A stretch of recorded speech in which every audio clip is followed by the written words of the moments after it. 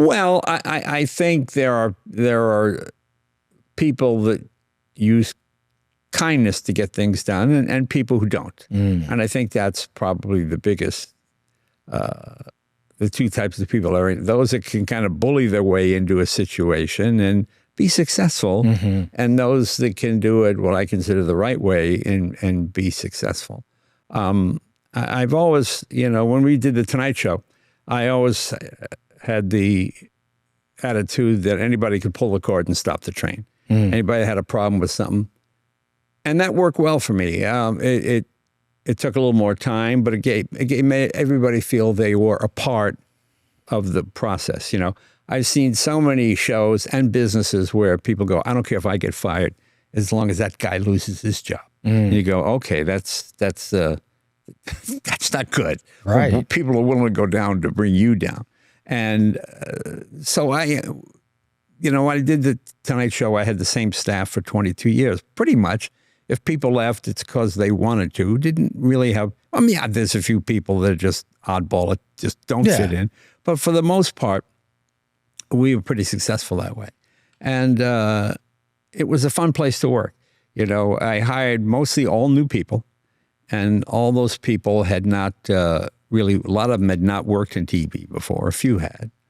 And most of them were single.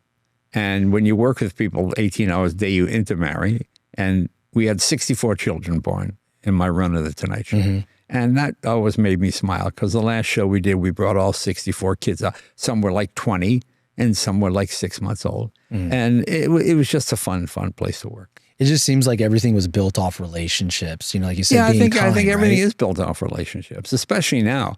We live in a world where people get fired by email and get hired by email, and you don't really know anybody. It just seems so odd to me. So I try not to do that. I heard, David's story a little bit before you came in, and, it's kind of one of those things where, built on kindness, right? He came in and was going to do an internship with you, but they ended up being the production assistant. And, here he is, based on a relationship. Now he's a director and a producer. He does a great job. It's amazing. I think with the right coaching, people can be taught or learn to do almost anything. If you just give them enough time. When I hired writers, I remember when I did Saturday Night Live, it seemed like an uncomfortable place to work because there was such pressure on the writers. I remember we were in a meeting one day, and they're reading the script, and some people are laughing and other people aren't. And I go, wasn't that funny? Yeah, but the writers only laugh at their own stuff. If they laugh at the other guy's stuff, then it's kind of like, oh, that writer's going to, so that, and there's something that the show's been on for 50-something years, so it's extremely successful. So there's something to that.